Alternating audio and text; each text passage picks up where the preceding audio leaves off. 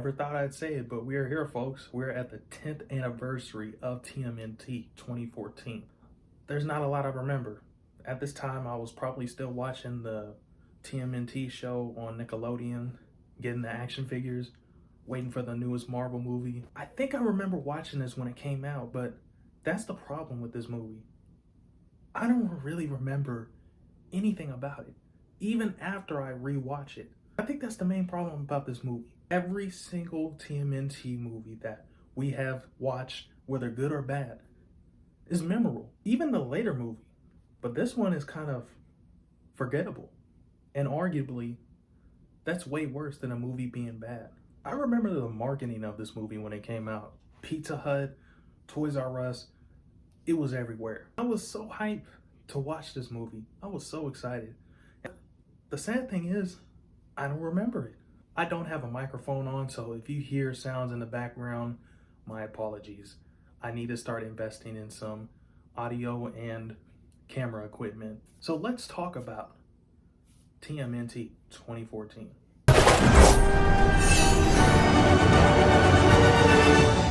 Let's talk about the true leads in this movie. We're gonna talk about the Turtles. Noel Fisher as Michelangelo, Raph as the legendary Alan Richardson, Jeremy Howard as Donatello, and finally, surprisingly, Johnny Knoxville as Leonardo. I'm Leonardo, and this is Jackass. What they did right in this movie.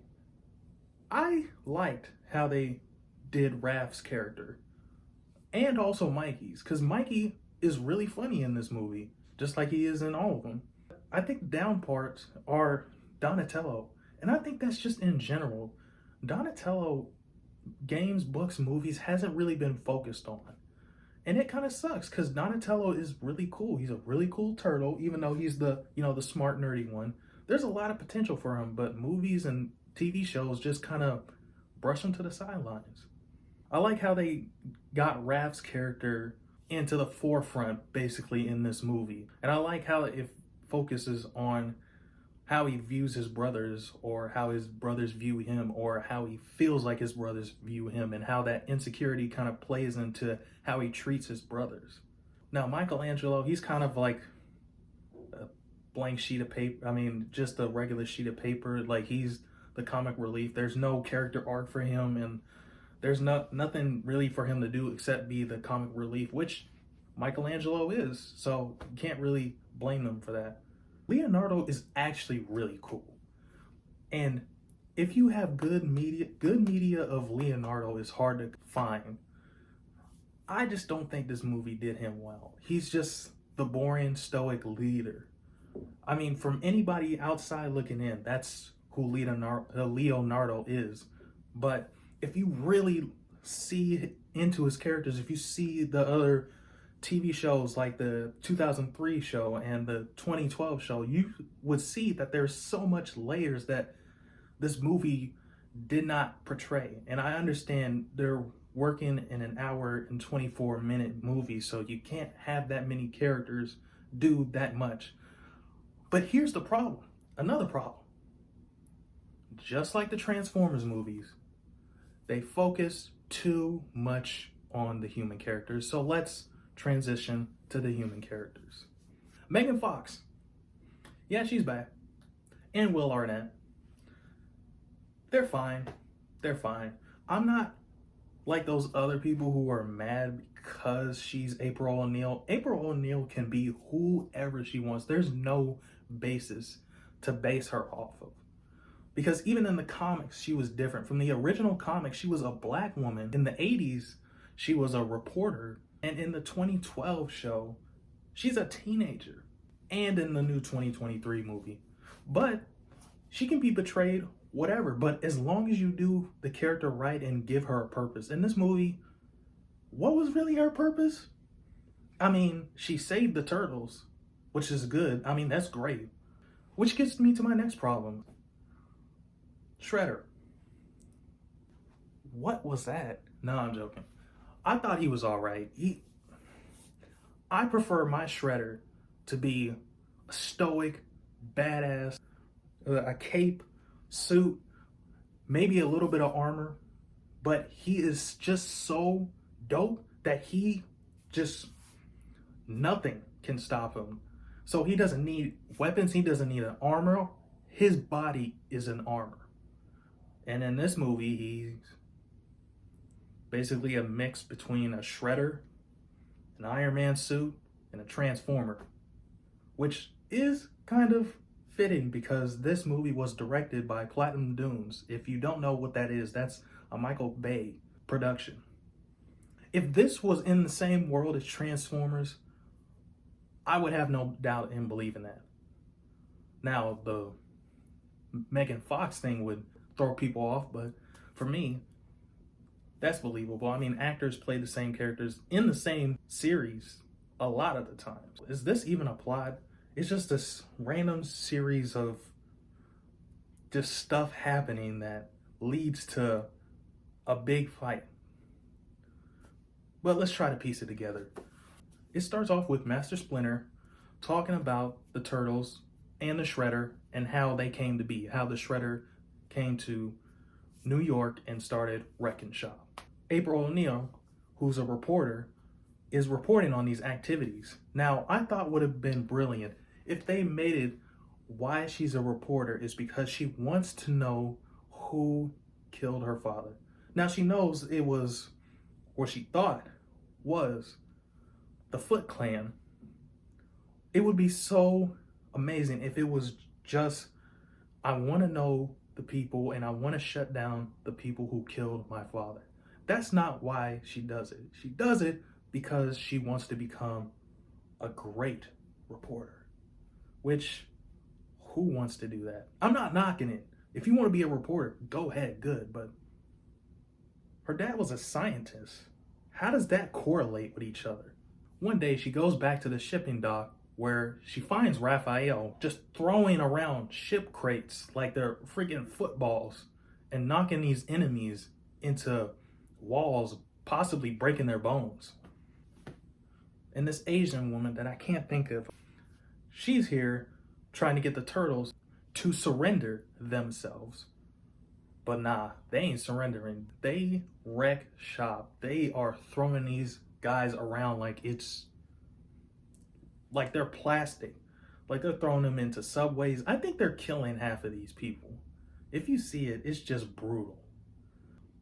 And so when she finally meets the Turtles, she realized it's the same Turtles that she used to basically mother as a kid when her father was still alive, which she saved. After finding out that Victor, right?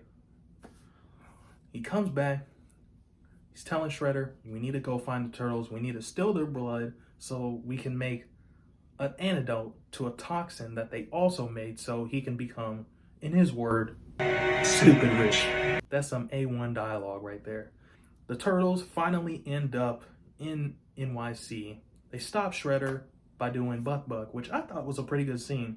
And let's not forget the mountain chase. That mountain chase was one of the best TMNT action scenes I have ever seen. It hasn't been outdone. It really hasn't. It's just so much fun. But the ending battle, they basically stole the last half from The Amazing Spider-Man.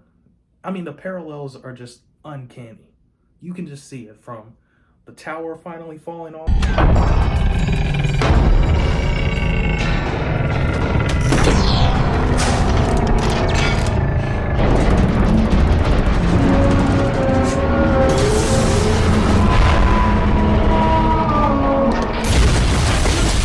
It copies a lot of stuff. Why it's so forgettable is because it's too by the numbers. When you're talking about Teenage Mutant Ninja Turtles, they should never be by the numbers. They should be exploring and doing things way different, like the 2023 movie.